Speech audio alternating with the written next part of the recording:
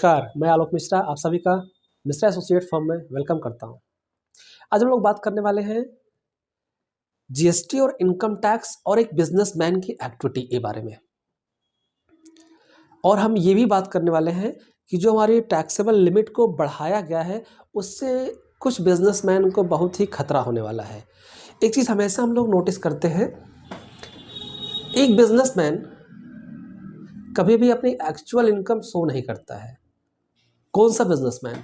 Middle class businessman.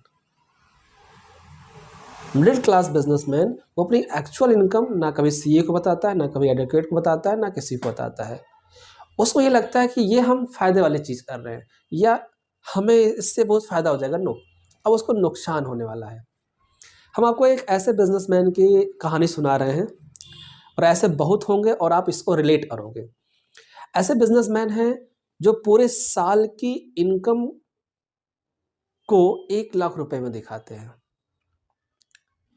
GST zero भरते हैं, zero zero zero zero भरता जा रहा है और पूरे 12 साल में वो 1 लाख रुपए वो ज़बरदस्ती किसी सीए ने, एडवोकेट ने कह कर डलवा दिया होगा, ठीक है। लेकिन वहीं पर अगर बैंकिंग ट्रांजैक्शन उनका देखोगे तो लगभग करोड़ों रुपए का बैंकिंग ट्रांजैक्शन है, ठीक है। अब क्या होगा इस फाइनेंशियल 2025 और 26 के बाद क्या होगा? ऐसे लोगों की वाट लगने वाली है। कैसे?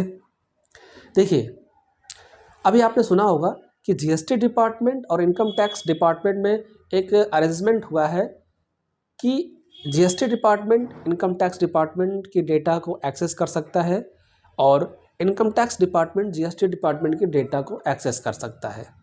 क्लियर? अब किसी पे ऐसा डाउट हुआ या किसी पे लगा कि इनको हमें चेक करना चाहिए, तो कैसे चेक करेगा? सबसे पहली बात वो क्या करेगा, आपके जीएसटी रिकॉर्ड को चेक करेगा, जीएसटी के पूरे रिकॉर्ड को चेक करेगा आपको कि आप पूरे साल में कितनी सेल दिखाए हैं, कितनी आप जीएसटी फाइल किए हैं, ठीक है।